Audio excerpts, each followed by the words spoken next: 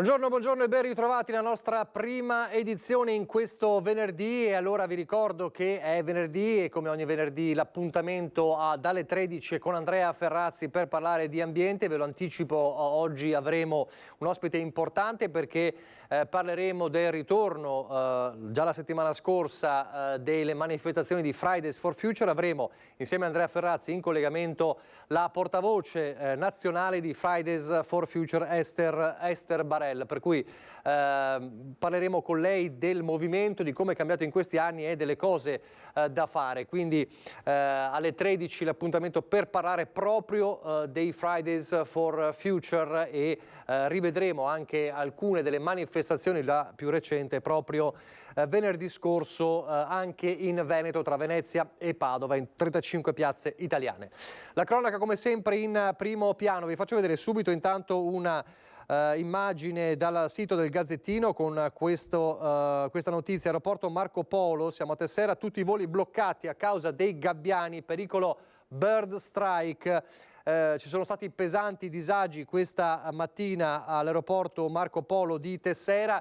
Fra poco ce ne parlerà la nostra Ilaria Marchiori che si trova proprio davanti all'aeroporto. Ci diceva pochi minuti fa che i voli sono ripartiti, quindi il problema si è risolto, ma ci sono stati anche pesanti disagi. Bird strike è il rischio che i gabbiani entrino, gli uccelli entrano nei motori con gravi conseguenze. L'ultimo, lo ricorderete, la tragedia della Freccia Tricolore nel torinese con il grave incidente che è costato la vita a una bambina proprio a causa del bird strike, cioè gli uccelli che entrano nei motori degli aerei. C'era una massiccia, a quanto pare, presenza di gabbiani e quindi i voli sono rimasti bloccati. Ne parleremo fra poco con Ilaria Marchiori. Adesso invece ci colleghiamo con Christian Arboit che insieme a Simone Merlo a Vazzola, perché torniamo a parlare della strage del bus di Mestre. Sappiamo da ieri la novità dei primi 3 indagati con la perizia che in 4 mesi, la super perizia in 4 mesi sul guardrail dovrà dare la verità anche sullo stato del guardrail, ma anche sulla dinamica di quanto accaduto, e sulla dinamica di quanto accaduto si stanno facendo accertamenti e ci sono anche indiscrezioni sull'autopsia di Alberto Rizzotto. Noi siamo proprio a Vazzola, siamo tornati poco più di una settimana dalla tragedia in un paese che è evidentemente ancora scosso da quanto accaduto, è un paese che attende anche di sapere quando potrà dare l'ultimo saluto ad Alberto. Christian, qual è la sensazione, qual è la situazione? Buongiorno Nicola, anche da parte di Simone Merlo che sta curando la parte tecnica. Ci troviamo in piazza dei Tigli a Tezze di Vazzola, poco distante dall'abitazione di Alberto Rizzotto, della famiglia di Alberto Rizzotto. Questa mattina abbiamo tentato di parlare con i genitori che però restano ancora nel loro silenzio, ovviamente in attesa di capire cosa sia successo quella tragica sera sulla cavalcavia Vempa a Mestre. Come hai detto te, ci sono delle indiscrezioni per quanto riguarda l'autopsia effettuata sul corpo del quarantenne, che per il momento sembra escludere un malore, ma solo per il momento, e il condizionale è davvero d'obbligo. L'indiscrezione questa mattina, ripresa poi da tutti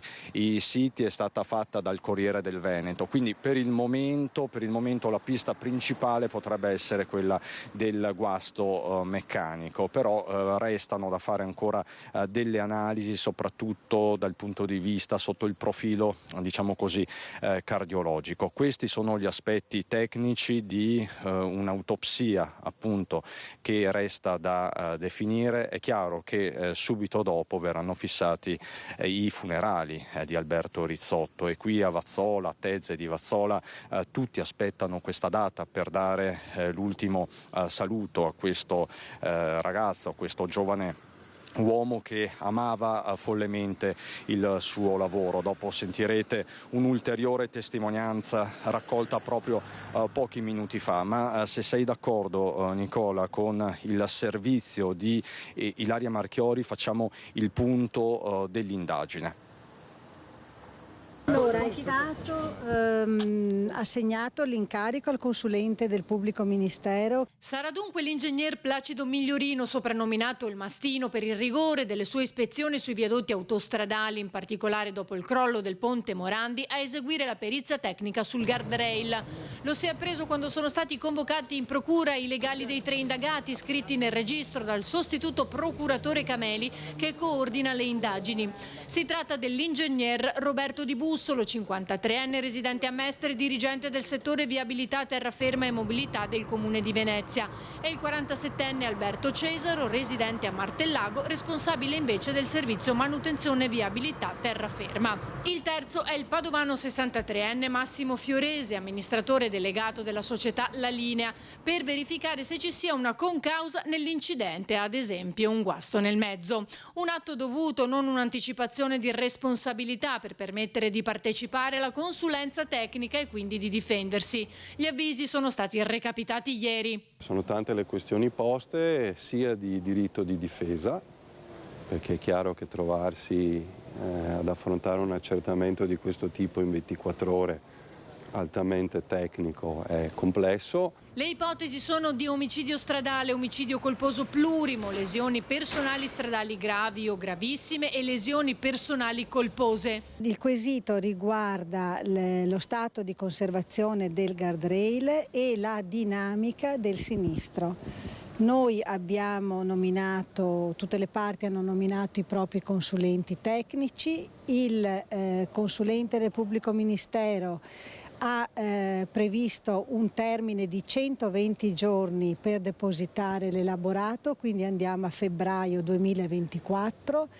Ha fissato per il sopralluogo sull'area 2 date, il 25 di ottobre e il 9 di novembre verrà chiusa l'area al traffico e si recheranno lì tutti i consulenti, le parti per il sopralluogo. Assenti e molto provati gli indagati, ma presenti alcune delle parti offese.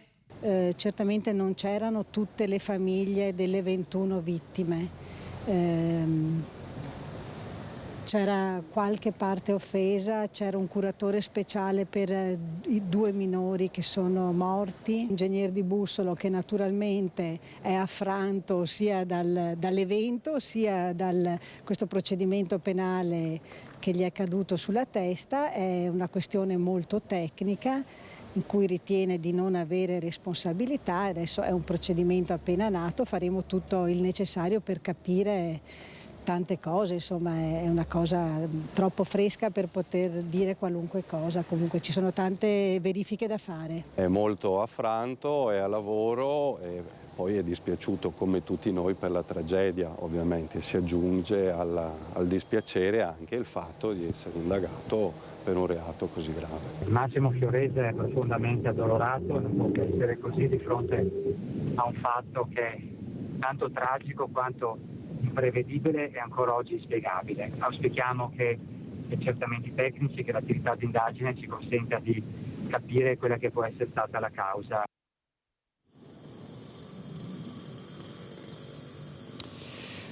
Già la causa o le cause, potrebbe esserci un concorso di responsabilità. Sono stati nominati per il momento 4 periti di parte, 2 per il guardrail e 2 per lo stato della strada. Come avete sentito, tra gli indagati c'è anche il responsabile del settore viabilità terraferma e mobilità del Comune di Venezia. E a tal proposito sentiamo la posizione del Comune di Venezia attraverso le parole del vice sindaco Tomaello.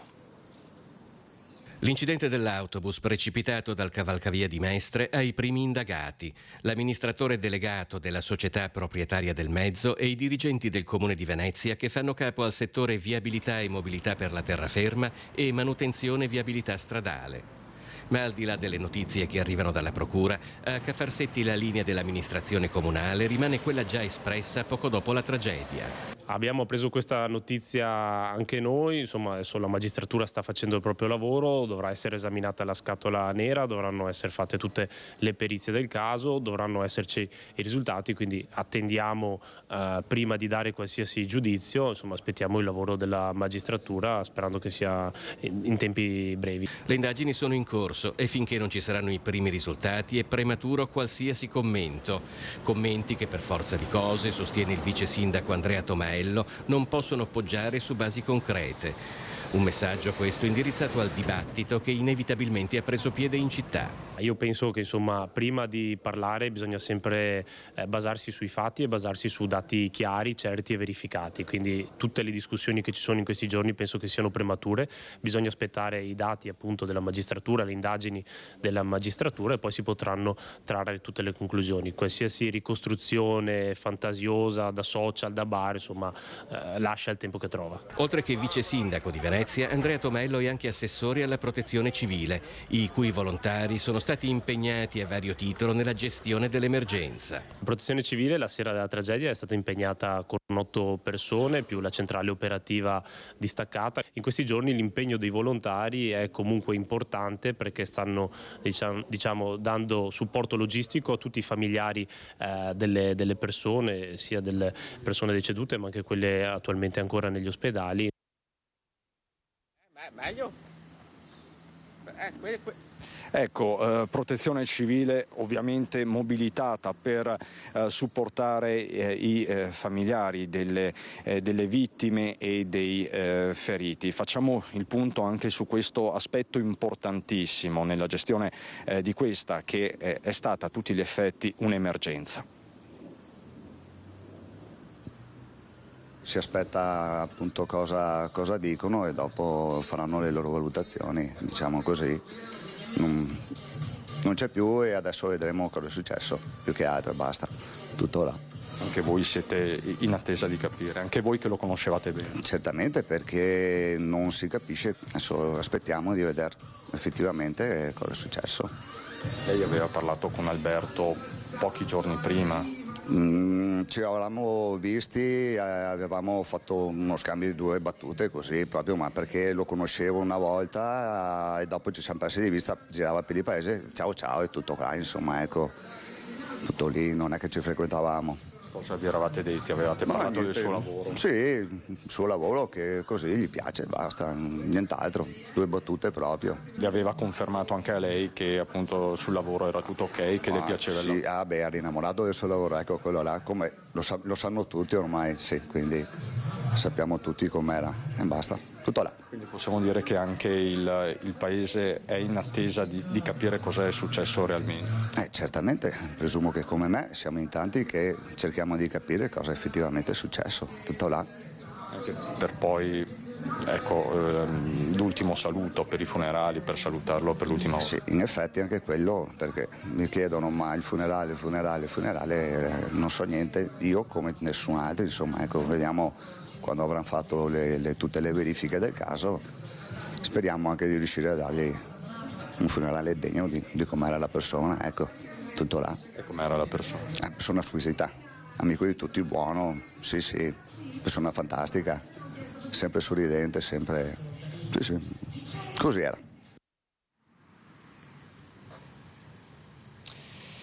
Questa la descrizione di Alberto Rizzotto, ovviamente non era il servizio dedicato alla protezione civile, ma la testimonianza che abbiamo raccolto pochi minuti prima di mezzogiorno. Federico Meneghin, amico e ristoratore molto noto qui a Tezze di Vazzola, quindi tutto il paese, non solo gli amici più stretti, attendono di sapere la data dei funerali che sarà fissata una volta ultimata l'autopsia. Sono analisi, lo potete intuire, particolarmente complesse. Questa è la chiesa di Tezze, che ovviamente si prepara al giorno dei funerali. Saranno sicuramente partecipatissimi, perché dalle testimonianze che abbiamo raccolto anche questa mattina, tanti però non se la sentono di parlare a microfono. Alberto appunto viene descritto come una persona straordinaria, una persona sempre sorridente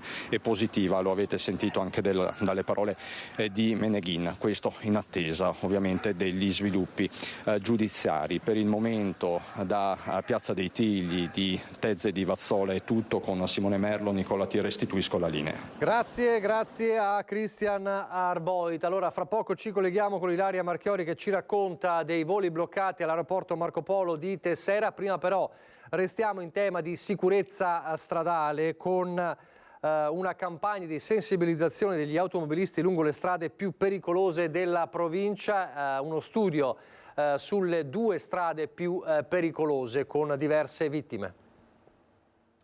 Nei primi 9 mesi di quest'anno sono stati 513 gli incidenti lungo le strade della nostra provincia, 8 mortali, un dato leggermente in calo rispetto al 2022, ma i numeri restano importanti. Nei mesi estivi i Carabinieri di Padova, nell'ambito del progetto con la Fondazione Ania Adotta una strada, hanno così intensificato i controlli lungo le 2 strade dove negli anni passati l'indice di incidentalità è stato più alto, ovvero la strada statale 11 Padana Superiore e la strada 309 Romea, che collega la Bassa Padovana alle spiagge di Sottomarina. Abbiamo svolto maggiori controlli e abbiamo distribuito degli etilometri monouso che possono essere utilizzati dagli automobilisti per capire se hanno un tasso alcolemico superiore alla norma, quindi di non guidare in questo caso, e poi anche materiale divulgativo sui rischi di un comportamento disattento e pericoloso durante la circolazione stradale. 357 auto e 502 persone controllate, ritirate 16 patenti, 10 persone denunciate, una anche per omicidio stradale.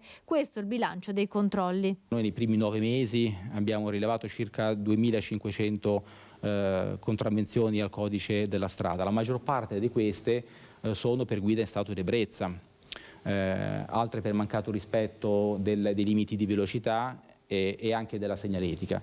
Quindi si tratta di comportamenti anche irresponsabili da parte degli automobilisti che guidano con un tasso alcolemico superiore, ma spesso gli incidenti sono dovuti a distrazioni, all'uso dello smartphone, del telefonino. Controlli mirati che hanno dato i primi frutti, dato che quest'estate per la prima volta non si sono registrati incidenti mortali lungo la Romea. Per il primo anno, dopo diversi anni, non si sono registrati sinistri con esito mortale che abbiamo dovuto rilevare. In generale quest'anno c'è stata una diminuzione della sinistrosità stradale sulla Romea, che è conseguenza anche di un aumento dei controlli che sono stati fatti. Adesso allora da Ilaria Marchiori a Tessera, allora raccontaci come è andata questa mattina, che problema c'è stato e se il problema si è risolto. Eccoci qui Nicola, buongiorno a te, buongiorno ai nostri telespettatori. Ci troviamo qui all'ingresso dell'aeroporto Marco Polo di Tessera, non ci è permesso entrare, proseguire oltre con le telecamere, ovviamente per questioni di permessi e sicurezza. Ci sono stati alcuni attimi, per così dire, di panico, ma anche di estremo disagio, soprattutto per i viaggiatori, perché per circa 2 ore sono stati sospesi i voli, quelli che dovevano decollare e sono stati appunto sospesi, mentre quelli che dovevano atterrare sono stati dirottati su altri aeroporti, ad esempio gli scali di Verona, Trieste e Milano, ma addirittura un volo che arrivava da New York è stato dirottato a Roma. Questo perché? Perché c'era uno stormo di gabbiani reali che impediva sia il decollo che l'atterraggio, e ovviamente il timore era quello che si potesse verificare l'ormai famoso bird strike, per capirci quello che è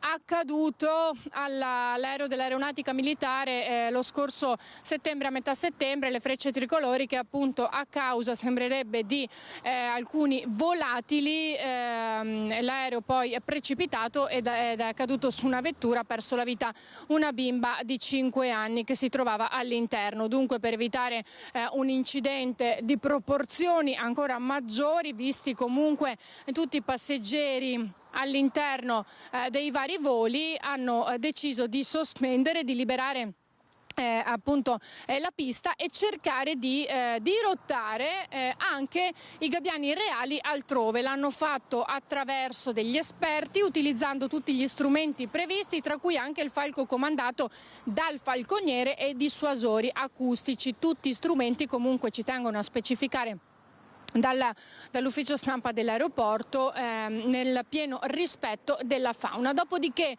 i gabbiani reali si sono spostati, sono andati verso un'altra direzione e i voli sono potuti ripartire e atterrare con regolarità intorno alle 11:30.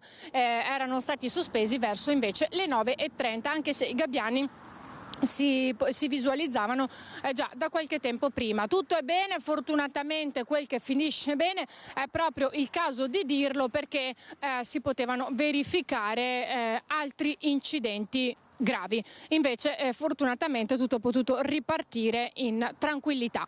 Se non hai delle domande, Nicola, io qui da Tessera restituisco la linea allo studio. Grazie Ilaria Marchiori e Sandro Ponchio. Restiamo a Venezia, ma è una notizia che riguarda anche e soprattutto Treviso. La Guardia di Finanza ha sequestrato infatti 2,5 kg di cocaina suddivise in 16 involucri sottovuoto scoperti in un prato a Castelfranco, in un sito utilizzato a scopi ricreativi e gestito da un'associazione non riconosciuta. L'operazione è stata condotta dai Baschi Verdi della compagnia Pronto Impiego di Venezia nel corso di un servizio mirato. A individuare la cocaina nascosta sotto l'erba è stato Cripto, una delle unità cinofile del gruppo di Tessera. In un container poco distante sono stati recuperati macchinari e materiali per il confezionamento e la conservazione della droga. Il legale rappresentante di questa associazione ricreativa è stato denunciato in stato di libertà per traffico e detenzione illecita di sostanze stupefacenti. Nel Vicentino invece a Lonigo era fuggito a un posto di blocco rischiando di investire uno dei finanziari che volevano fermarlo. L'automobilista è stato rintracciato e denunciato. Lonigo, un uomo di 35 anni residente a Verona, dovrà rispondere del reato di resistenza a pubblico ufficiale per non essersi fermato all'alta di una pattuglia della Guardia di Finanza durante un controllo notturno in centro nei pressi del Duomo. Non solo, nella fuga uno dei militari è stato costretto a spostarsi repentinamente perché l'automobilista, apparentemente in procinto di fermarsi, ha invece improvvisamente riaccelerato rischiando di investire il finanziere. Nonostante i militari si siano immediatamente messi all'inseguimento del fuggitivo, il pirata è riuscito nella notte a far perdere le sue tracce. Gli uomini della Guardia di Finanza sono però riusciti a registrare il numero di targa dell'auto e a rintracciare il responsabile. Il trasgressore aveva precedenti sospensioni della patente di guida, sia per eccesso di velocità che per guida in stato d'ebbrezza. Ora dovrà rispondere del suo comportamento pericoloso al giudice e dovrà pagare sanzioni amministrative sino a 517 euro. Cordoglio nel Bellunese per la morte di Nunzio D'Avia, noto architetto e designer cadorino, titolare del Tecnostudio di Cortina, che ha perso la vita durante un periodo di ferie con la moglie alle Isole Canarie in Spagna. Aveva 64 anni, era di Pieve di Cadore, era originario di Sottocastello ed era noto a livello internazionale. D'Avia stava nuotando davanti alla spiaggia di Cofete nel territorio di Fuerteventura. Sarebbe stato travolto da un'onda anomala, perdendo i sensi e poi annegando. Lasciamo la cronaca, ci torneremo fra poco. Torniamo a parlare adesso del caso dei Velox di Cadoneghe. Lo facciamo con Francesco Ratai e Federico Cibotto. Ci sono persone pensate da 26 comuni del Veneto e anche un siciliano tra i sanzionati dai Velox lungo le strade del Santo. È vero, è così, Francesco? Buongiorno Nicola, buongiorno ai nostri telespettatori. Dobbiamo aggiornare la contabilità perché dalla conta che è stata fatta nella chat dei multati dal Velox di Cadoneghe sarebbero 29 i comuni da cui sono provenienti i multati. Dicevi bene tu, c'è anche qualcuno da Milazzo in provincia di Messina. Sono fondamentalmente comuni della provincia padovana, molto legati all'area in cui ci troviamo, verso l'Alta Padovana, oltre anche ad alcuni comuni nel Trevigiano e nel Vicentino. Qui con me c'è il signor Angelo e la signora Lubia, che sono due dei multati del Velox. Signor Angelo, siete un po' ovunque? Sì, effettivamente, se non erro, è arrivata questa mattina che siamo 30 dei suoi comuni, non 29. Ecco, abbiamo aggiornato ancora di più la contabilità. Tuttavia la problematica esiste, nessuno la può negare, e siamo entrati in questo vortice e speriamo di uscirne il più presto possibile e uscirne bene, perché siamo convinti di quello che si dice, quello che noi manifestiamo, quello che esponiamo, è che queste multe devono essere archiviate, annullate. Con l'autotutela non lo so, perché sarà probabilmente difficile, però noi siamo ottimisti. Ecco, tra di voi vi capita ultimamente di andare alle poste per pagare anche queste multe, perché molti di voi le hanno pagate, ed è una situazione che mette in difficoltà molte persone. Pensate addirittura alle poste, c'è qualcuno che si è messo a piangere perché era in reale difficoltà per pagare queste multe. Sì, questo è vero, non è... In tanti, c'è chi lo dice, chi non lo dice, però difficoltà diciamo ci sono, perché vediamo il periodo che si stiamo attraversando tutti e questa proprio non ci voleva. Ecco, la signora Lubia, lo vedete in mano, grazie a Federico Cibotto che ci sta aiutando, a alcune delle multe che ha preso. Diventa un problema pagare tutte queste multe? Sì, è sicuramente un problema, perché è una spesa che non te la aspetti, e poi le mie multe non sono tanto alte, sono a 60 euro, perché andavo da 2 a 10 km aumento di velocità, e io non ritengo giusto, perché questa strada è percorribile e libera sempre quando lo trovo, non trovo mai le macchine davanti o da dietro, non creo intralci, non creo situazioni di pericolo, quindi voglio dire che la strada può essere usata in modo adeguato. Ecco, sì, mi sembra abbastanza chiaro il concetto. La situazione resta comunque in divenire. Nicola, è stato nominato l'avvocato Greco di Padova, che è stata incaricata da parte del comune della perizia pro veritate, quella appunto richiesta dal comune. Si andrà comunque a udienza a breve per il giudice di pace, mentre, ricordiamolo, le multe stanno continuando ad arrivare. Si parla addirittura di 40.000 multe pronte per essere consegnate.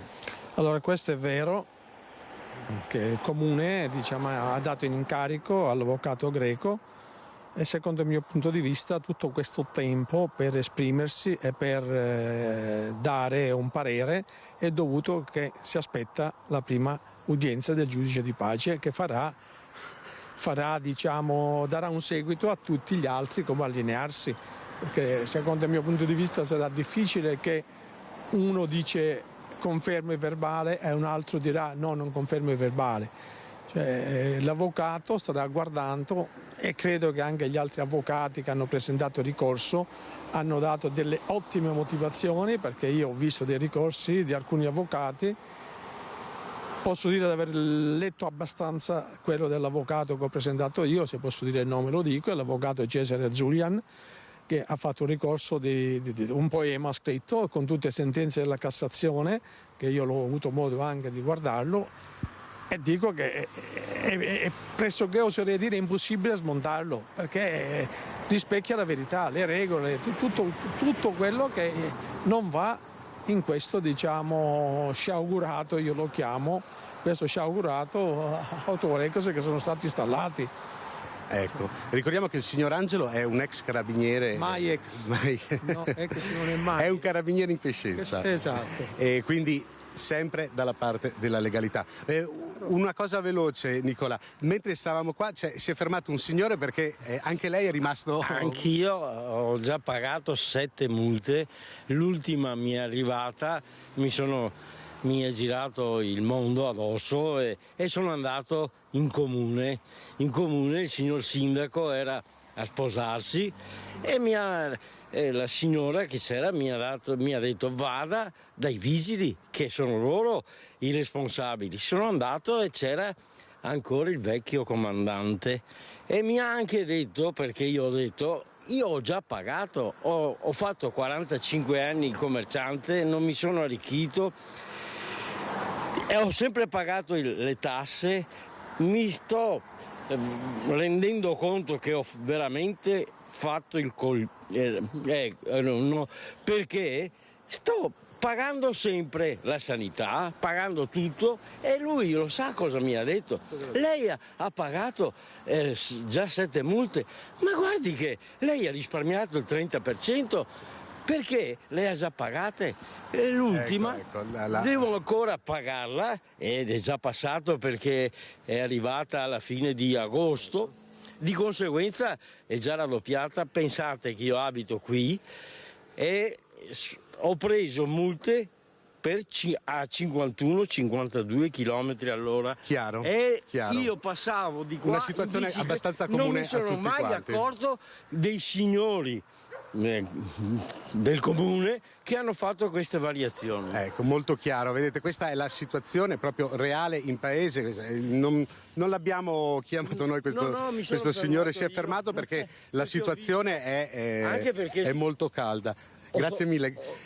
Nicola, io ti restituisco la linea. Grazie a Francesco Ratai. Insomma, Doneghe, dovunque ti giri c'è un multato, insomma, che ha questo problema. Adesso andiamo velocemente in pubblicità, anzi prima della pubblicità vi leggo una notizia di cronaca. La Guardia di Finanza di Rovigo ha sottoposto a confisca beni per 8,5 milioni a un imprenditore italiano titolare di una SRL operante nel settore della commercializzazione di prodotti petroliferi, che avrebbe emesso una serie di fatture false in favore di altri soggetti, ricevendone a sua volta per circa 39 milioni di euro. Il provvedimento, a seguito di un processo penale, è avviato in conseguenza di un controllo fiscale nel 2021. Un patrimonio da 8,5 milioni che è stato sequestrato a un imprenditore di Rovigo dalla Guardia di Finanza. Pochi istanti di pubblicità, poi di nuovo in diretta. Di nuovo in diretta con la prima edizione, fra poco torneremo a parlare della cronaca e vedremo anche la manifestazione pro-Palestina di ieri a Venezia. Prima però torniamo a Riese Pio X. Riese Pio X sta vivendo una settimana molto intensa. Giusto una settimana fa il corpo, le spoglie mortali di Papa Sarto erano arrivate nella sua Riese e domenica c'è stata nei giorni successivi c'è stata poi che abbiamo raccontato in diretta la veglia dei giovani alle Cendrole e in questa settimana c'è la visita per tutti per vedere, per accostarsi all'urna con Papa Sarto. Questa mattina anche i sindaci e gli amministratori locali sono andati da Papa Sarto. Allora ci colleghiamo con Vanessa Bazzato. Vanessa, eccoti. Lasciamo pure le immagini sotto. Buongiorno Nicola. Certo, quindi state vedendo anche voi il passaggio proprio di tantissimi sindaci che questa mattina hanno voluto rendere omaggio alle spoglie di Papa Sarto, di San Pio X. Siamo proprio davanti al santuario di Cendrole, frazione di Riese Pio X. Accanto a me l'assessora all'urbanistica in rappresentanza del comune di Riese Pio X, Jenny Antonello. È stato un momento intensissimo, forse la prima volta si diceva anche che tutti questi amministratori, questi rappresentanti di comuni, provincia, regione erano qui a Riese. Sì, in ossequio ad un evento che è eccezionale per il comune di Riese, e anche la presenza degli amministratori delle comunità del Veneto è stata eccezionale effettivamente. Per voi che significato ha questo hanno questi giorni, perché in realtà si tratta di più giorni, è un lavoro intenso che ha preceduto questi momenti, ma che significato ha, che senso ha per voi? Beh, mi piace riprendere le parole che ha usato il sindaco Guidolin stamattina, definendo questa esperienza, tra le altre cose, anche un laboratorio di comunità, e devo dire che il laboratorio sta funzionando bene e ci auguriamo che gli effetti perdurino anche finito l'evento. Un messaggio che non può non arrivare nel momento proprio più giusto, visto anche quello che sta accadendo a livello internazionale. Papa Sarto, un messaggero di pace, così era stato definito, e quindi proprio questo messaggio di pace che vuole essere lanciato proprio a chi amministra i comuni, a chi amministra province e regioni. Certo, c'è necessità che questo messaggio venga lanciato in maniera sempre chiara e forte, e che chi amministra ne sia ovviamente il primo custode. E allora stamattina c'erano gli amministratori, ma non è finita qui, perché il pellegrinaggio per venire a rendere omaggio alle spoglie di Papa Sarto continua. Sì, continua con i consueti orari fino a sabato, quindi l'apertura del checkpoint alle scuole alle 8:30 di mattina, e poi il santuario è visitabile fino alle 19, senza dimenticare poi i grandi eventi di chiusura che culmineranno con la solenne celebrazione di Parolin domenica alle 15:30. Quindi insomma c'è ancora tanta carne al fuoco, tanto lavoro da fare anche per voi amministratori. Certo, e lo stiamo facendo ovviamente volentieri, anche perché stiamo avendo delle grandi soddisfazioni, soprattutto anche per il numero delle presenze, che una stima ancora non definitiva ci dà oltre le 30.000. È mai successo? No, non è mai successo, ma ci auguriamo si possa ripetere. Potrebbe essere l'inizio di una cosa che si può ripetere magari. Beh, l'evento è ovviamente eccezionale, ma noi ci auguriamo che ne arrivino altri di eventi che possano raggiungere, se non queste cifre molto vicine. Bene, Nicola, per il momento è tutto, ti ricedo la linea. Grazie mille a Vanessa Banzato, grazie anche all'assessore per averci raccontato un po' questa settimana, come sta procedendo. Allora, hai accennato proprio tu in riferimento alla figura di Papa Sarto, che morì nel 1914, quando da pochi mesi era scoppiata la prima guerra mondiale, si dice anche sconfortato da questa terribile notizia, dalla strage poi che fu la prima guerra mondiale, l'inutile strage poi la definì il suo successore Benedetto XV. E allora c'è la preoccupazione, lo sappiamo, per il conflitto in Medio Oriente, e ci sono ovviamente le varie parti che si contrappongono purtroppo, ma c'è appunto anche chi testimonia la sua solidarietà alla Palestina, a Gaza libera. Questo era lo slogan ieri sera davanti alla stazione Santa Lucia di Venezia, nella manifestazione che ci raccontano queste immagini. Perché non alzate la voce contro il governo di Israele?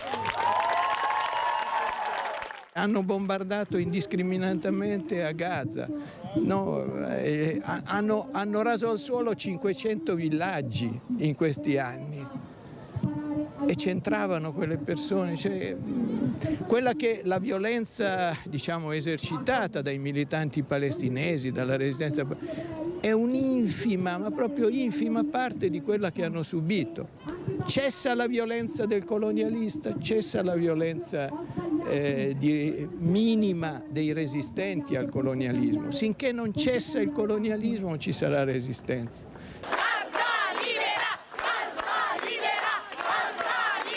Ci sono vittime di serie A e vittime di serie B. Per esempio, quando ci sono stati i vari bombardamenti a Gaza in tutti questi anni, non è mai stato dato rilievo a queste vittime, invece essendo delle vittime israeliane, quindi delle vittime di fatto occidentali o comunque occidentalizzate, risultano molto più importanti per i media o comunque per i mass media. Bisogna dichiarare da che parte state. Un popolo che ne opprime altri non può mai essere libero, e non è un caso che negli ultimi 12 mesi le piazze di Israele si erano riempite dando del fascista a Netanyahu, non i palestinesi, i cittadini di Israele, fascista perché voleva sottomettere la magistratura. E allora noi diciamo a questi cittadini israeliani di manifestare fortemente contro l'incancrenimento, la violenza ulteriore che Netanyahu mette in programma. Questo è il nostro invito.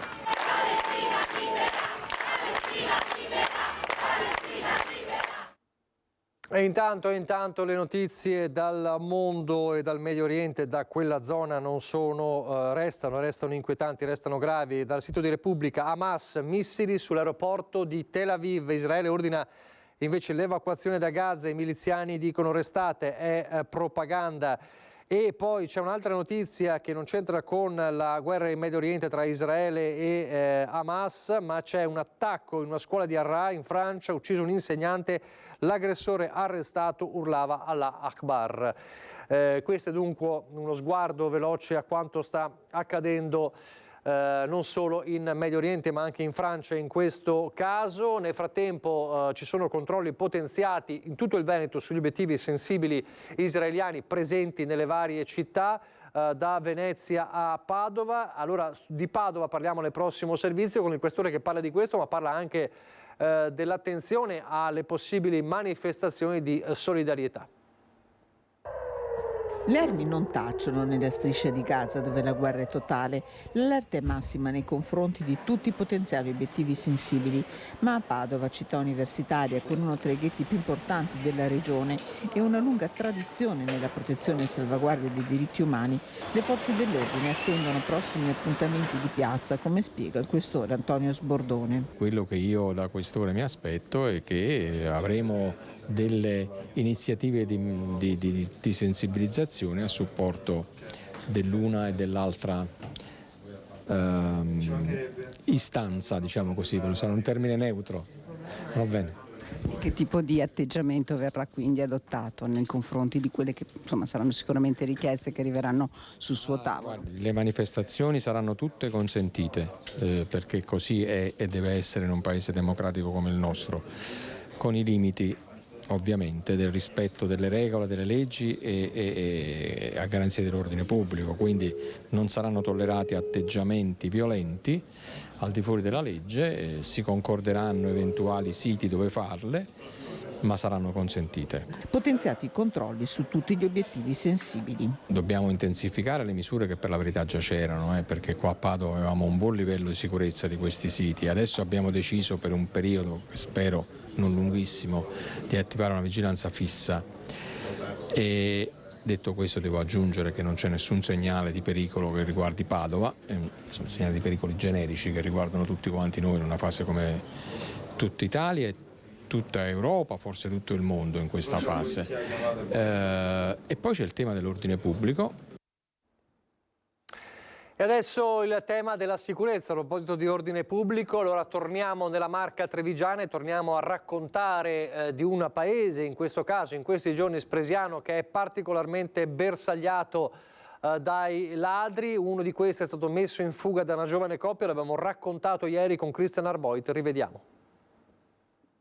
Ieri sera stavamo guardando una serie TV, erano più o meno le 11:30 e abbiamo sentito inizialmente i rumori, pensavamo fossero i vicini, poi quando il rumore si è fatto più forte ci siamo guardati e abbiamo capito che stava succedendo qualcosa al piano di sotto. Al che vado per scendere, cerco anche qualcosa un po' per, non so, per difendermi quasi, non ho trovato niente, ma sono sceso lo stesso e sentendo un continuo rumore alla finestra ho dato un colpo forte alla porta che era chiusa, per spaventarli, non sapendo quanti fossero. Una volta intuito che qualcuno stava entrando in casa, Saverio, 27 anni, ha preso il coraggio a due mani, riuscendo a far fuggire il delinquente che stava armeggiando su questa finestra al primo piano di un condominio in via 4 novembre a Lovadina di Spresiano. Il giovane è in casa con la compagna Zegliana. Al piano superiore la luce nel soggiorno è accesa. Io mi sono anche sorpresa perché ho cercato di rimanere il più lucida possibile, sinceramente, quindi avevo il telefono in carica, lui è sceso al volo, io ho detto prendo subito il telefono in caso servisse a chiamare la polizia. È stato tutto così immediato che ho reagito distinto. Quando ho sentito che l'avevo spaventato ho aperto la finestra e l'ho sentito letteralmente correre giù per le scale e l'ho visto poi andarsene, era uno solo e niente, così è stato. Aveva un cappellino, mi dice. Sì, avevo un cappellino grigio, una maglietta beige, l'ho visto di spalle, è stato proprio una frazione di secondo e poi l'ho visto andare verso la piazza, insomma. La giovane coppia avvisa anche i vicini di casa, poi i carabinieri, scatta la caccia all'uomo. Da settimane Lovadina e dintorni sono nel mirino dei ladri. È stato molto istintivo, infatti ero molto agitato, anche è stata proprio una reazione istintiva che mi ha portato un po' a battere forte contro la porta e aprire la finestra e gridare, perché poi gli ho urlato anche dietro mentre stava scappando. Ma è stato proprio tutto completamente istintivo, infatti ero agitato, abbiamo chiamato subito i carabinieri e basta, insomma. Dicevamo un paese bersagliato, si mobilitano anche i vicini e il sindaco sbotta, sono apparentemente sempre i soliti noti ma poi escono il giorno dopo. Abbiamo chat di gruppo, il gruppo ufficiale del paese. Sì. Vediamo di star più chiusi perché qua non si capisce più cosa succede. Io ho avvisato anche furti in corso perché se poi succede anche di giorno come fai a vivere? Poi io ho un bambino piccolo, come tanti altri hanno bambini, non è bello. Mi viene anche da tremare perché sinceramente sono ancora scossa non si può vivere così. A Lovadina l'esasperazione è palpabile, l'area è nel mirino da settimane. Lo stesso sindaco fa intendere che c'è più di un sospetto. Sappiamo anche chi sono in realtà, però siccome bisogna prenderli in flagranza di reato, succede che vengono segnalati, vengono portati dentro e poi il giorno dopo sono ancora fuori. Non più tardi di stamattina noi abbiamo fatto un controllo con i vigili urbani e con l'ufficio tecnico in casa di un personaggio che tira dentro della gente che non è proprio simpatica. Adesso vedremo cosa succederà. Probabilmente il sindaco dovrà fare un'ordinanza perché non ci sono le condizioni minime di vita. Tra gli occupanti dell'immobile, diversi gli irregolari, c'è anche il 21enne marocchino arrestato domenica pomeriggio dai carabinieri dopo una serie di furti tra le vie Colombo e Corazzieri. Il giorno dopo era già in giro per il paese perché comunque, ripeto, non essendo stato colto in flagranza di reato, così è andata. Il solito tema quindi di applicazione delle leggi, con un rischio che però si fa sempre più concreto. Il problema è che stavolta è andata così, la prossima volta non sai mica cosa possa succedere, per cui ecco, forse è meglio se si riesce a trattenere qualche giorno in più in attesa di ulteriori verifiche. E poi sempre dalla Marca il caso davvero singolare di questi genitori, tanti, decine di genitori che sono stati punti, pensate, da formiche alate, punti in diverse parti del corpo, uno sciame che si trova nelle vicinanze della scuola elementare ed è successo in più occasioni, è stata attivata anche l'ULSS. Fuori scuola, venendo a recuperare i bambini, siamo stati invasi da uno sciame di formiche alate, le quali ci hanno attaccati e punto dappertutto, anche sotto i vestiti, causando punture dolorosissime e che causavano bruciore, tant'è che adesso la maggior parte dei genitori è sotto cortisone e antistaminici. Eccole le formiche con le ali che martedì hanno letteralmente assaltato il gruppo di genitori che attendeva i propri figli fuori dalle scuole elementari di Roncade. Il video è stato girato da una mamma che una volta tornata a casa e tolta la maglietta si è trovata ancora addosso gli insetti. C'era un passeggino soprattutto che era pieno, veramente, sta mamma aveva sto bambino che avrà avuto 2-3 mesi, abbiamo detto guarda non metterlo neanche nel passeggino perché era completamente invasa da queste formiche. Mia moglie era fuori che aspettava la bambina appunto con la sorellina di 1 anno e anche lei aveva la bambina alla felpa piena e lo stesso il passeggino era pieno di questi moscerini. È stata appunto sua moglie? Mia moglie sì. Fortunatamente la bambina no, hanno dovuto farsi anche una doccia di corsa perché appunto non sapendo poi il tipo di reazione che si può avere. Ci sono genitori che hanno contato sul proprio corpo fino a 30-40 punture dolorose al punto da costringerli ad una terapia farmacologica, ma quello di martedì non è stato un episodio isolato. Mi è successo 2 settimane fa. E sulla pancia io proprio mi sentivo un bruciore, un fastidio, avevo la maglia nera, ho alzato la maglia e dentro sotto ero piena di punture e avevo queste formiche volanti. Il timore è che gli insetti possano pungere anche i bambini nel cortile della scuola durante la ricreazione. Noi ci siamo rivolti al comune sperando che venisse preso in mano la segnalazione. Dalla sua il comune ha già segnalato la situazione all'ULSS 2, che ha spiegato che si tratta di un fenomeno passeggero legato alle temperature calde anomale per questo periodo dell'anno. L'azienda sanitaria farà tutte le verifiche del caso, visto che gli episodi si sono registrati nei pressi delle scuole e l'attenzione è massima. La raccomandazione è di non schiacciare gli insetti perché altamente urticanti. Siamo in attesa delle indicazioni da parte dell'ULSS, spiega la sindaca Pieranna Zottarelli. Intanto abbiamo già allertato la ditta che si occupa delle disinfestazioni nel caso sia necessario un suo intervento. Cambiamo argomento a Padova. Ieri il segretario generale della CGIL Maurizio Landini ha attaccato il governo sul salario minimo e sul rinnovo dei contratti pubblici. I valori fondamentali rimangono tutti. I lavoratori e le lavoratrici hanno bisogno di avere il diritto di potersi organizzare collettivamente per difendere i loro diritti. E in un momento in cui la precarietà non è mai stata così alta e in un momento in cui la condizione di vita e di lavoro delle persone è peggiorata.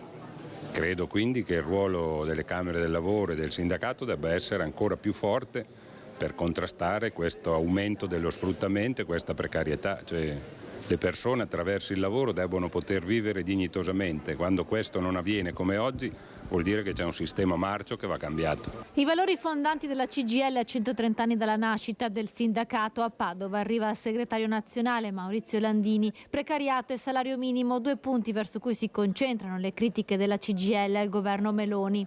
Bisogna fare una legge sulla rappresentanza per cancellare i contratti pirata e bisogna sancire una soglia oraria sotto il quale nessuno può essere pagato. Quindi per noi va fatto sia il salario minimo, ma va fatto dentro una legge sulla rappresentanza che misuri anche la rappresentanza dei sindacati e delle imprese, cancelli i contratti pirata che in questi anni sono stati fatti. E poi bisogna aumentare i salari. C'è bisogno di un aumento dei salari e quindi c'è bisogno di rinnovare i contratti nazionali. Le battaglie sono in corso. Dopo la manifestazione nazionale a Roma di sabato scorso, la mobilitazione non si ferma. Il governo sta facendo condoni e anziché combattere l'evasione fiscale continua a favorire quelli che non la pagano e anziché aumentare i salari sta tagliando il reddito di cittadinanza, non vuol fare il salario minimo. Quindi il governo non sta andando a prendere i soldi dove sono per redistribuirli e non sta mettendo nemmeno un euro per rinnovare i contratti nei settori pubblici. E adesso nel Vicentino per parlare degli espropri della TAV, 10 incontri con 350 cittadini interessati dagli abbattimenti allo studio strumenti a sostegno di affittuari e proprietari. 350 cittadini interessati dagli abbattimenti per far posto al passaggio della linea alta velocità, alta capacità a Vicenza. Sono stati incontrati dall'amministrazione nei giorni scorsi 10 gli incontri con proprietari e inquilini, al centro dei quali ci sono stati iter, tempi e modalità di determinazione dell'indennizzo. Tra le preoccupazioni emerse quelle relative alla situazione degli affittuari, al rapporto con gli istituti di credito e al pagamento dell'IMU in alcune particolari circostanze. La prima problematica che è emersa è la questione delle ipoteche, nel senso che l'indennizzo prevede appunto l'indennizzo della proprietà, ma su alcune proprietà insistono delle ipoteche, sostanzialmente dei mutui per l'acquisto dell'abitazione. Questo comporta il fatto che alcuni istituti di credito abbiano chiesto la chiusura dell'ipoteca utilizzando appunto l'indennizzo d'esproprio e eventualmente aprendo una nuova ipoteca in una nuova proprietà nel caso in cui il proprietario volesse acquistare una nuova abitazione. Altri istituti invece hanno dato fin da subito la disponibilità a spostare l'ipoteca dall'abitazione oggetto d'esproprio alla nuova abitazione senza appunto cambiare le condizioni di mutuo. Ecco, noi spingeremo un po' tutti gli istituti bancari ad applicare quest'ultimo caso che è previsto dalla legge. Il secondo nodo da sciogliere riguarda l'indennizzo per gli affittuari. Il testo unico sugli espropri non prevede alcun indennizzo per coloro che sono conduttori di appartamenti e non proprietari. Su questo noi come Comune abbiamo fatto una verifica dei numeri di queste persone e inseriamo anche loro nell'ambito dell'emergenza casa, che è tutta la procedura che ha messo in piedi l'assessorato al sociale per dare una risposta all'emergenza casa che già oggi in città di Vicenza c'è. Infine, per quanto riguarda l'esenzione IMU, stiamo valutando con la Ragioneria Comunale se si possa inserire tra le persone esentate dal pagamento dell'IMU anche coloro che sono appunto proprietari di terreni o edifici che sono oggetto di esproprio per la realizzazione di un'opera di cui si è dichiarata la pubblica utilità, come nel caso dell'alta velocità. Allora adesso qualche istante di pubblicità e poi apriamo la nostra rubrica del venerdì sull'ambiente. Avremo Andrea Ferrazzi e non solo, parleremo di Fridays for Future.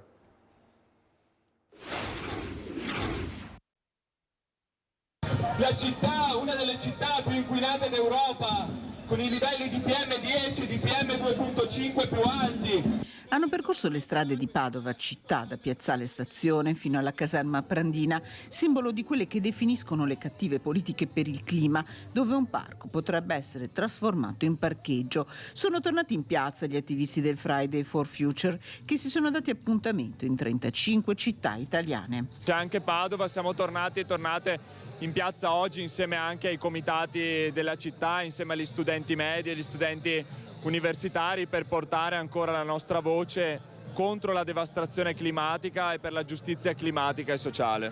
È solo l'inizio di un autunno che vi porterà in varie città, anche del Veneto. Certo, è l'inizio di un lungo percorso, anzi è il continuo di un percorso che non si è mai arrestato, quello per la giustizia sociale e la giustizia climatica, che ci porterà tra le altre cose ad attraversare presto i territori di Cortina per le mobilitazioni contro le Olimpiadi di Milano Cortina del 2026.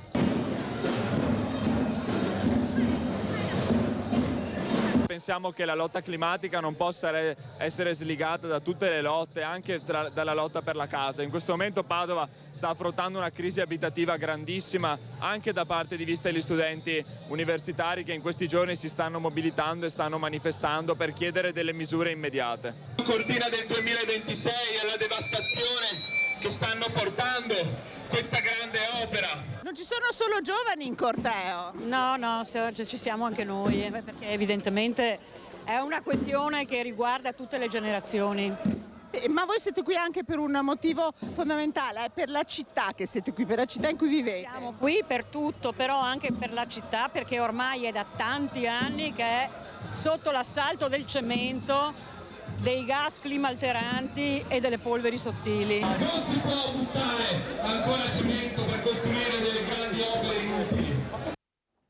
Allora, ben trovati di nuovo in diretta. Così una settimana fa Chiara Gaiani raccontava il ritorno in strada degli attivisti di Fridays for Future, così come in numerose altre città italiane. Allora di questo oggi parliamo, di Fridays for Future, degli obiettivi, di come in questi anni è cambiato il movimento e di cosa c'è ancora molto da fare. Lo facciamo come sempre con Andrea Ferrazzi, buongiorno. Buongiorno a lei, buongiorno a tutti. E lo facciamo ed è un piacere averla con noi, con Esther Barel, buongiorno, portavoce nazionale di Fridays for Future. Buongiorno Esther.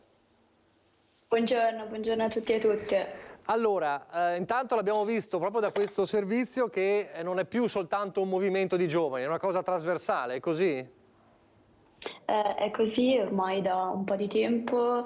La lotta, contro la crisi climatica, in generale la lotta ecologista, non è iniziata con Fridays for Future. Noi abbiamo colto una sfida specifica del cambiamento climatico e che oggi non si può più ignorare, ma abbiamo raccolto un'eredità di tanti movimenti passati e quindi è importante mantenere questa intergenerazionalità. Anche oggi noi scendiamo in piazza con lavoratori, lavoratrici, hanno scioperato con noi gli insegnanti, ci sono sempre i comitati dei quartieri, i comitati delle città e quindi c'è questo legame forte anche con altre fasce d'età della popolazione. Correggimi se sbaglio, nasce tutto più o meno nel 2015, è così il movimento? Un po' dopo, verso 2018 direi, però comunque innegabilmente in un momento in cui si vedeva che c'era un grande stallo a livello di modalità tradizionali di chiedere il cambiamento, perché la scienza era dagli anni 70 che evidenziava che c'era un problema con le emissioni di CO2 e in generale un problema con il modo in cui ci interfacciavamo alle risorse del pianeta, però non bastava questo tipo di divulgazione scientifica e grazie al movimento che sì, nasce con Greta Thunberg, ma che però diciamo poi prosegue in modo indipendente in tutti i paesi in cui si sviluppa, si ritorna a parlare in modo più di piazza di questa questione, e questo è molto importante perché la crisi climatica è una crisi innanzitutto politica, nel senso più ampio della parola politica, è una crisi che riguarda la collettività e le relazioni, quindi tra vari gruppi di persone e tra le persone e le risorse naturali. Ferrazzi, a me è venuto in mente quel 2015 perché è quello l'anno di cui tanto abbiamo parlato, un po' di svolta anche a livello internazionale. Il ritorno anche dei giovani che parlano di questo è importante? È importante, ed è importante soprattutto nel nostro paese, che è un paese oggettivamente per vecchi, con una crisi della natalità pazzesca. Siamo tra gli ultimi paesi al mondo per nascita dei figli. Ed è un paese che dunque inesorabilmente si sta trasformando da un paese che pensa al futuro attraverso appunto l'attenzione a quello che avverrà alle future generazioni, a un paese che pensa fondamentalmente al presente e al passato, ma questo è drammatico. Noi dobbiamo invece avere una visione appunto politica a 360 gradi, che tuteli i diritti degli anziani, ci mancherebbe, che garantisca le condizioni di lavoro salubre, di qualità, a beneficio dell'ambiente e di tutte le comunità, ma che poi venga anche spinto e trascinato da un movimento giovanile che finalmente ha alzato la testa e su un tema esattamente squisitamente politico sta diventando un punto di riferimento. Guardi, Greta Thunberg l'abbiamo anche invitata quando ero senatore a Roma, alcuni era simpatica, altri non era simpatica, ma non è questo il punto, è stato un elemento catalizzatore di un movimento, diciamo, a livello internazionale. È stata quella goccia, no? quella scintilla che ha catalizzato migliaia, anzi centinaia di migliaia di giovani in tutto il mondo su un tema che è di straordinaria importanza, che non è solamente il tema dell'ambiente, ma il tema anche dei diritti sociali, della qualità del lavoro, del diritto alla casa e via dicendo, dell'immigrazione, cioè tutte questioni tra l'altro che sono intimamente unite. Come la vedeva all'epoca la politica questo movimento? Come lo vedeva? Come lo descriveva? Ma io ho visto una trasformazione graduale fino a un paio di anni fa, cioè un positivo, diciamo, evolversi della sensibilità del mondo politico istituzionale nazionale in questa direzione, e poi sto vedendo da un anno a questa parte invece una regressione. Oggettivamente alcune delle operazioni, delle posizioni, delle scelte, non delle dichiarazioni, delle scelte di questo governo sono scelte che secondo me non vanno nella direzione corretta, ma anche dal punto di vista della comunicazione di massa. Certamente il nuovo posizionamento della RAI, diciamo, ma anche di alcune reti private, va nella direzione di un revisionismo barra negazionismo, che è folle, è sbagliato, soprattutto è antiscientifico e prepara tra l'altro non solamente il problema di un disastro ecologico, ma anche di un disastro del lavoro, perché come abbiamo detto più volte nel corso di questa trasmissione, è solo l'ecologia, cioè la transizione ecologica e digitale, che rendono competitivi i nostri sistemi, e solamente le imprese che lavorano in questa direzione saranno quelle in grado di crescere. È anche sbagliato, però va detto, anche un atteggiamento, mi consento un termine un po' irenistico, cioè che pensa che la transizione ecologica sia dietro l'angolo e si fa in 448, nulla di più sbagliato. La transizione ecologica è tanto importante quanto difficile da governare, un processo da governare, perché deve tenere insieme la sostenibilità ambientale con quella economica e con quella sociale. Esther, c'è il rischio, poi ti chiedo anche di questo ritorno un po' del negazionismo climatico, c'è però il rischio, come diceva Ferrazzi, che ci sia l'eccesso opposto di fiducia, la transizione ecologica si può fare, facciamola, senza tener conto della complessità della cosa? Io credo che sia sempre importante sapere che ci sono vari fattori di complessità, ma credo anche che non è con questa scusa che dobbiamo rallentare la transizione. In questo momento noi stiamo già vedendo dei risultati della non transizione, e a livello comunicativo, di narrativa, di media tradizionali, quelli che sono i risultati della non transizione, della mancata riconversione di una serie magari di industrie, vengono invece additati come conseguenze di noi che veniamo chiamati cretini e quindi di delle idee invece che prendono in considerazione la crisi climatica. Quindi penso che grazie al fatto che Fridays for Future e in generale i movimenti per il clima in Italia collaborino e vadano, diciamo, sempre di pari passo con una serie di sindacati, di comitati, di presidi di lavoratori e di lavoratrici, ci sia una consapevolezza crescente in noi giovani di come vadano coniugati i bisogni, e anzi ci sono tanti studi di come le rinnovabili darebbero il triplo dei posti di lavoro di un sistema basato sul fossile, e ci sono tanti esempi in cui lavoratori e attivisti sono stati insieme, per esempio nel caso della GKN, una fabbrica dell'automotive nella zona dei Campi Bisenzio, non sono stati i manager dell'azienda a far avvenire una riconversione. I manager dell'azienda stavano delocalizzando e licenziando gli operai, e noi come attivisti a fianco dei lavoratori abbiamo parlato invece dell'importanza di reinventarsi e di quello che più nel tecnico è una reindustrializzazione, per la quale manca ancora un piano in Italia. E adesso quella fabbrica sta producendo cargo bike e diciamo pannelli solari grazie ad una riconversione interna che c'è stata. E quindi noi ce l'abbiamo questa consapevolezza. Ovviamente è un percorso di crescita costante, è un periodo in cui sentiamo già, vediamo già dei primi licenziamenti causati dal fatto che l'Italia non è abbastanza veloce politicamente a capire che ormai è necessario a livello politico spingere per una transizione, e questo purtroppo poi pesa sempre sulle fasce più deboli della popolazione. Tra i ragazzi, tra i giovani abbiamo visto tanti giovani ormai si interessano a questo problema. C'è ancora chi invece lo sottovaluta anche tra le fasce più giovani? Beh, sicuramente c'è da dire che noi non veniamo educati a pensare ai limiti che il pianeta ha, che non sono solo i limiti legati alla CO2 ma anche alla biodiversità, in generale all'utilizzo delle risorse, e non veniamo educate comunque a pensare al considerare il nostro modo di consumare, e tantomeno veniamo educati al ruolo che l'individuo deve avere all'interno della collettività. Quindi questa mancanza completa non solo di educazione ambientale, ma mancanza, diciamo, di formazione di un cittadino attivo a scuola poi si sente, e quindi a me capita di andare a parlare nelle scuole e avere delle persone molto giovani, magari 16-17 anni, che mi dicono io vedo che ci sono dei problemi, però io non posso fare niente per risolverli.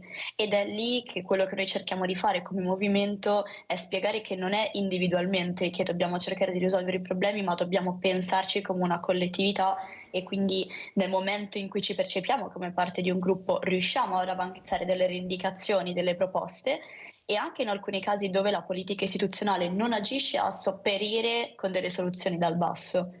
Sicuramente ultimamente sta aumentando il negazionismo, ce ne sono di varie forme, da quello di chi nega completamente il cambiamento climatico a quello di chi invece dice che comunque la crisi climatica non è una questione politica e può essere risolta semplicemente con delle tecnologie nel lungo periodo. E queste sono due falsità, perché come dicevamo la crisi climatica è una questione profondamente politica delle relazioni tra le persone, e che quando non viene affrontata va a pesare sulle classi già più in difficoltà della popolazione. E in secondo luogo perché in questo momento l'Italia è molto indietro rispetto alle cose che potrebbe fare. Ferrazzi, allora noi abbiamo da una parte il movimento, dall'altra parte la politica. Lo diceva lei, nel corso degli anni una maggiore sensibilizzazione l'abbiamo vista da parte della politica. Però questi due mondi come possono interagire, come possono legarsi perfettamente, integrarsi per arrivare a quella transizione? C'è ancora una distanza? Ma io distinguerei tra i partiti politici e le istituzioni politiche. I partiti politici devono aprirsi sempre di più a questi temi, che sono i temi del futuro. In parte l'hanno fatto, alcuni sono indietro, altri addirittura stanno assumendo delle posizioni che sono sbagliate. Tenga conto che non c'è dubbio su questo, guardi, glielo dico adesso e andremo a verificare a giugno, che la prossima tornata elettorale degli europei sarà giocata moltissimo su questi temi. E ci saranno delle forze politiche a livello europeo, quelle più conservatrici, diciamo, più di destra, che utilizzeranno lo spauracchio della perdita dei posti di lavoro di oggi, no? Che ci sarebbe attraverso appunto alcune scelte della transizione operate nella direzione della transizione operata dall'Unione Europea, appunto utilizzerebbero questo spauracchio per, diciamo, aumentare il proprio consenso elettorale. Lo stiamo già vedendo adesso, Lo stiamo già vedendo adesso su innumerevoli settori, pensi all'automotive, alla questione della plastica e via dicendo. Questioni complicate che non si risolvono con la bacchetta magica, ma una cosa è considerarle complicate, complesse e quindi da affrontare e risolvere per il bene del sistema e di tutti. Altra cosa è strumentalizzarle, non dare mai risposte, aizzare solamente alle questioni problematiche per non trovare appunto le soluzioni politiche. Parallelamente c'è la questione istituzionale, non c'è dubbio alcuno che a livello europeo l'Unione Europea abbia preso a cuore nell'ultimo quinquennio in maniera molto forte la questione della transizione ecologica e quindi della lotta al cambiamento climatico. È stato il primo continente che ha posto l'obiettivo della decarbonizzazione netta al 2050, altri paesi hanno seguito con certo ritardo, ma insomma è stato oggettivamente un veicolo di spinta. A livello mondiale ho avuto modo, per esempio, quando è stata fatta la conferenza dell'ONU tra i parlamenti dei paesi che fanno parte delle Nazioni Unite, ho proprio visto plasticamente come il tema della transizione, dell'ambiente, della sostenibilità sia il tema trasversale a tutti i paesi, perché è il tema anche della conversione ecologica, diciamo, industriale di tutti i paesi già sviluppati, chiamiamoli così, ma è il tema che stanno pagando i paesi più poveri, perché il cambiamento climatico sta comportando della devastazione di ogni genere e questo sta portando oggettivamente un costo a quei paesi che non è per loro sostenibile. Quindi insomma lei accennava prima allo spauracchio, quindi potrebbero dire nel 2035 le auto a diesel e a benzina non ci sono più, un sacco di posti di lavoro che verranno persi. Guardi, questo è già iniziato, è già iniziato, se lei va a vedere le dichiarazioni anche del vice primo ministro Salvini e sta molto insistendo su questo aspetto, dimenticando una cosa molto semplice, che c'è una coerenza interna nelle decisioni, cioè se tu definisci che l'obiettivo è emissioni nette a zero 2050, è chiaro che devi porre lo stop dell'endotermico al 2035, perché un'auto venduta nel diciamo a fine dicembre del 2034 poi ti dura 10-15 anni e quindi devi pensare ad altri sistemi poi di mobilità in quegli anni. Contemporaneamente, l'abbiamo già detto anche qui, tutte le aziende, l'industria dell'automotive sono molto più avanti, stanno anticipando i tempi, la conversione all'elettrico, all'idrogeno ha già fatto passi in avanti, non è definitiva, va aiutata. Differenze competitive spaventose a livello europeo, pensi che nel 2022 in Norvegia l'82% delle auto vendute è state elettriche, l'Italia è il fanalino di coda, questo dipende dai costi ancora eccessivi delle macchine, dalla mancanza delle infrastrutture, dalla mancanza della produzione, diciamo, di energia green e via dicendo, ma non risolvi queste questioni dicendo brutti cattivi, le risolvi anticipando gli altri paesi e creando le condizioni di una competitività di sistema che è l'unica che crea benessere. Esther, più difficile trattare o parlare con le aziende o con la politica? Forse con la politica? Beh, allora, anche noi ci consideriamo politica, no? Quindi direi dipende diciamo, a cosa vogliamo fare riferimento. Se parliamo delle istituzioni, parliamo comunque di luoghi in cui ci sono una molteplicità di interessi. In questo momento è vero che il lobbying che viene fatto da alcuni gruppi, magari di industriali o di parti anche della società più legate al business dei combustibili fossili, fanno molta resistenza e quando noi parliamo con le istituzioni di questo ce ne rendiamo conto. E allo stesso tempo con le aziende ci sono tanti modi per interfacciarsi, nel senso che tutti e tutte noi veniamo, diciamo, da un paese in cui il 90% delle aziende sono piccole e medie imprese e quindi probabilmente abbiamo nostri parenti, persone vicino a noi che ci lavorano e non sono un mondo distante, ma semplicemente spesso luoghi da accompagnare nella riflessione sull'importanza che la transizione ha anche nel piccolo, e pensiamo solo ai costi dell'energia e al fatto che la maggior parte delle aziende d'Italia potrebbe addirittura ridurre del 30% l'energia elettrica che consuma, e questo è tutto il tema dell'efficientamento. Quindi prima ancora di parlare di fonti rinnovabili, parlare di utilizzare meno energia e efficientare i processi.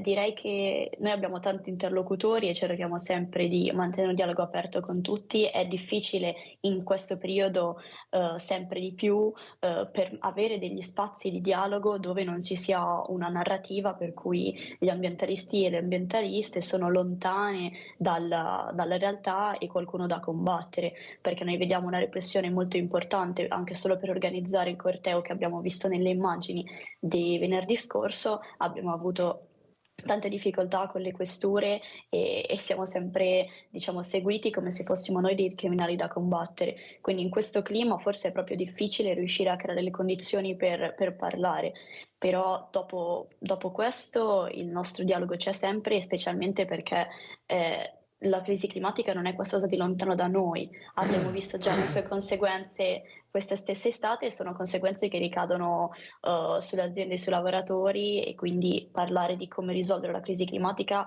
è anche parlare di come permettere ad alcune persone di arrivare a fine mese. Voi puntate molto anche sulle comunità energetiche rinnovabili, così è uno dei vostri punti chiave. Assolutamente, noi lo scorso anno abbiamo redatto un'agenda climatica con 5 punti che quando i partiti si interfacciavano a noi presentavamo ed erano, diciamo, i nostri punti principali. Le comunità energetiche rinnovabili hanno grandi potenzialità perché permettono energia pulita a basso costo e specialmente quando sono solidali a una ridistribuzione di questa energia all'interno delle comunità, che possono essere dei condomini, un'azienda o altri, diciamo, piccoli centri. E ci sono stati esempi interessanti in Italia con la cooperativa di Enostra, anche in paesini molto piccoli dove persone, specialmente anziani, sono riusciti a vedersi di nuovo in controllo rispetto a quello che era la loro produzione di energia, e in un periodo in cui le persone non arrivavano a fine mese a causa delle bollette di Eni, questo è stato molto importante. E adesso mancano ancora dei passi e delle spinte a livello istituzionale, dei decreti attuativi, a in generale una luce su questa possibilità, e noi specifichiamo che è importante sempre parlare di una democratizzazione dell'energia e quindi evitare che ci sia un'energia centralizzata, ma permettere alle persone di controllare la propria, diciamo, produzione e consumo di energia, sempre nell'ottica poi di ridurre gli sprechi. E in questo momento ci sono anche altre proposte che noi continuiamo a portare avanti e che vanno nella stessa direzione di parlare proprio del legame tra giustizia sociale e giustizia climatica, a partire dall'efficientamento delle case popolari, quindi non solo al loro utilizzo ma anche a permettere a sempre più persone di avere una casa in questo periodo di forte crisi abitativa, specialmente in alcune città, e anche di averla con un efficientamento e possibilmente un'energia rinnovabile che permettano dei costi sicuramente inferiori. Non è un caso che si parli di giustizia climatica, no? È un termine molto, molto particolare. E poi Esther diceva una cosa di cui abbiamo parlato tante volte in queste puntate, cioè soluzioni nel territorio, soluzioni come le comunità energetiche. Nel territorio, nelle città, per il territorio, soluzioni all'interno dei singoli edifici. Lei tenga in considerazione che più di 2/3 degli edifici, delle case private nel nostro paese è di classe energetica G, la peggiore. Sono case energivore che consumano l'ira di Dio. È stato fatto un conto, abbiamo fatto anche un calcolo. Sono circa 20 miliardi di euro di costi energetici in più che ci portiamo sulle spalle di noi cittadini, l'assenza appunto di aver case che siano di classe energetica superiore. E questo è evidente che è uno dei passaggi essenziali verso un'economia, una sostenibilità, ma anche un risparmio della spesa. Risparmi energetici, tra l'altro, che vanno vissuti anche a livello della singola abitazione, ma le pare possibile, per esempio, che lo sciacquone che usiamo a casa nostra è acqua potabile. Fatto 100 l'acqua della terra, il 3% è acqua dolce e solo l'1% è potabile. Noi nelle nostre case usiamo l'acqua potabile per lo sciacquone. In tanti paesi fanno diversamente. Per esempio in Giappone le case hanno un sistema di raccolta dell'acqua dei lavandini, per esempio ti lavi le mani e poi le usi per lo sciacquone, oppure l'acqua piovana. E sono tutti interventi che costano poche migliaia di euro. Allora, invece di sperperare i soldi pubblici in progetti faraonici, iniziamo prima con una serie di microprogetti che creano ricchezza nei territori, movimentano le aziende locali, danno davvero efficientamento energetico, qualità della vita e risparmio alle singole famiglie. Come li vede questi ragazzi, Ferrazzi? Ma io li vedo con grande simpatia, a parte che hanno l'età dei miei figli, che sono impegnati anche loro tre in questi, diciamo, in questo settore. È un aspetto fondamentale quello di un respiro delle istituzioni e della politica in senso stretto con chi fa una politica, diciamo, in senso proprio come questi ragazzi, perché è chiaro che fanno un'attività politica di sollecitazione, di domanda, di agitazione per il futuro. Guardi, quando abbiamo scritto la riforma della Costituzione, inserendo l'articolo 9, che la Repubblica deve tutelare anche le future generazioni, lo dicevamo esattamente in questa direzione qui. È una generazione che per la prima volta tocca sulla sua pelle, sulla propria pelle, il fatto che il cambiamento climatico è entrato nelle nostre case, nei nostri spazi, che le risorse sono finite e non hanno lasciato il dibattito il gruppo degli studiosi degli anni 60, 70, il Club di Roma, che già ci diceva queste cose appunto 50-60 anni fa, ma la stanno vivendo sulla loro pelle e quindi giustamente fanno delle proposte e anche manifestano questa grandissima preoccupazione. Esther, siamo in chiusura. Ti volevo chiedere quali sono i prossimi appuntamenti sulle piazze italiane, nelle piazze italiane anche qui in Veneto. Allora sicuramente noi tutte le settimane ci incontriamo in delle assemblee cittadine e quindi a seconda della città dove vi trovate e dell'età che avete, di quello che fate nella vita, potete partecipare a queste assemblee e insieme si decidono i propri e prossimi appuntamenti. Quindi quello che avverrà dalle città dipende da tutti voi e dai circoli di quartiere alle scuole, ai luoghi di lavoro si possono sempre creare dei momenti e organizzare delle piazze. E noi in questo momento stiamo lavorando ad una serie di presidi che si terranno anche con dei lavoratori e delle lavoratrici e in particolare eravamo a fianco dei lavoratori della Marelli e proprio perché ci sono stati dei licenziamenti e nel tema che dicevamo prima con una narrazione assolutamente problematica che dava la colpa alla transizione quando invece è proprio la mancata transizione a far perdere i posti di lavoro. Quindi non abbiamo una data specifica da darvi, queste date le dobbiamo costruire insieme nelle prossime settimane e potete scrivere a Fridays for Future Italia tramite mail o i social e se nella vostra città non c'è ancora un gruppo lo si può creare. E davvero non ci sono dei limiti di età o di tesseramenti, di niente del genere e se avete piacere che veniamo a parlare nelle scuole, nella vostra scuola, sia che siate insegnanti che studenti, noi lo facciamo volentieri. Hai fiducia nel futuro? Ma devo perché ho 20 anni, quindi se non ce l'ho io chi ce l'ha? Assolutamente, su questo hai ragione.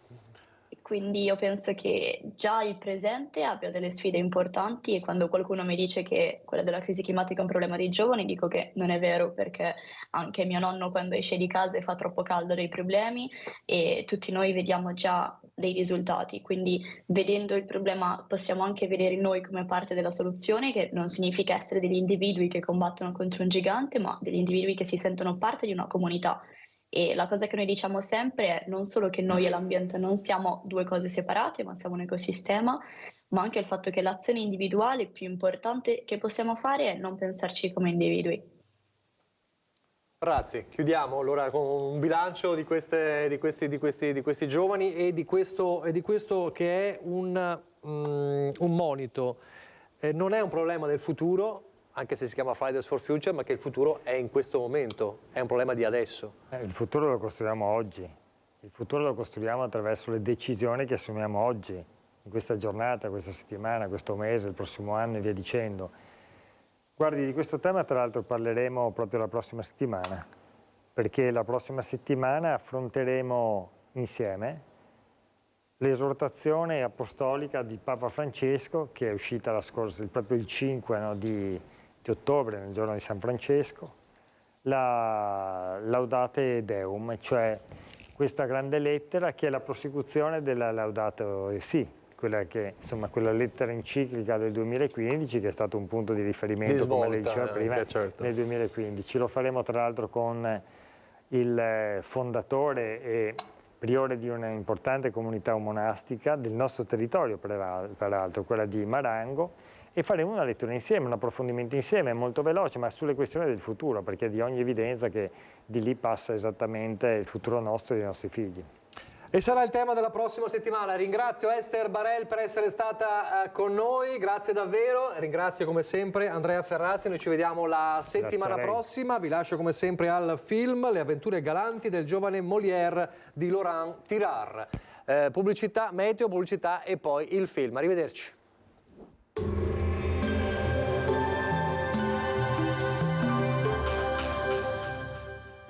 Portaci gli oggetti, i mobili, i vestiti che non usi più. Da noi, guadagni. Ex novo mercatino dell'usato. Aperto 7 giorni su 7, via Vicenza 23, Vedelago.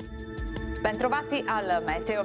Prosegue la lunga fase anticiclonica sul nostro paese, ma è agli sgoccioli. Arrivano infatti conferme circa il cambio dello scenario dal fine settimana. Vediamo intanto il dettaglio di venerdì 13 ottobre. Sul Veneto non si verificheranno precipitazioni, cielo poco nuvoloso. Nella pianura e sulle valli prealpine fino all'alba avremo varie nebbie ma in dissolvimento di mattina. Temperature senza variazioni di rilievo, minime sui 12-17 gradi, massime tra 22 e 26 all'incirca. Ci spostiamo ora sul Friuli Venezia Giulia. Anche qui ampio soleggiamento, ma fino al primo mattino saranno possibili foschie tra la pianura pordenonese e la laguna. Temperature minime tra 16 e 18 gradi, massime comprese tra 23 e 25 gradi. Infine diamo uno sguardo al Trentino Alto Adige, dove avremo poche novità. È infatti previsto un tempo spesso soleggiato, ma con nuvolosità di tipo alto. Temperature minime intorno agli 11-13 gradi, massime sui 24-25 gradi. Dal meteo è tutto, arrivederci al prossimo aggiornamento.